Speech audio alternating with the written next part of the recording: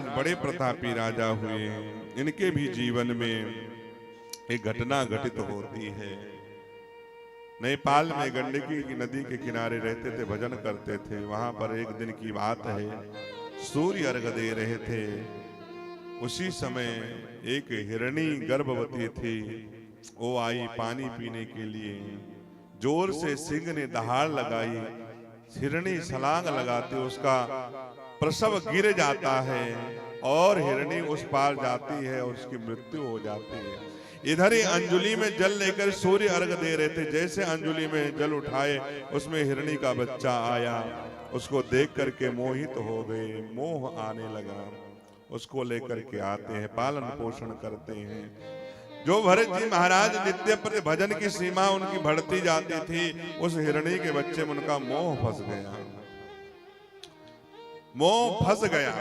अब आजकल लोग कुत्ता पालते हैं, कुत्ते में मोह ज्यादा रहता है।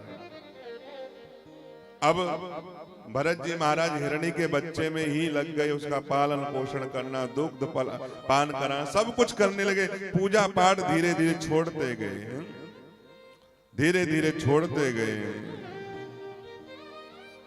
एक दिन की बात है, वो हिरण थोड़ा बड़ा हुआ, हिरणों का झुंड आया और झुंड में वो चला गया।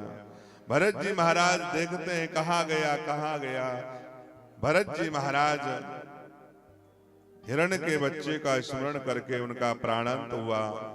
हमारे यहाँ कहावत है कि अंते यामति सागति, अंत समय में जिसका स्मरण करके मरोगे, बोले वही जन्म आपको अगला मिलेगा।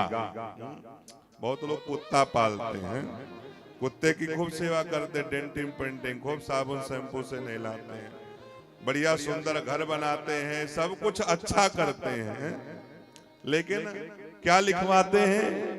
कुत्तों से सावधान। अब पता नहीं उसमें जीव रहता है कि कुत्ते रहते हैं। प्यार से बोलो राधे राधे।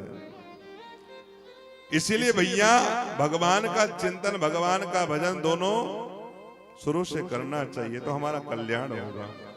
अगला जन्म हिरण का हुआ, लेकिन पूर्व जन्म की बातें याद थी। भजन के प्रभाव से, ज्ञान के प्रभाव से गंडकी नदी में खड़े होकर के उस हिरण की योनि को वहीं पर त्याग देते हैं। अगला जन्म इनका ब्राह्मण के घर में हुआ,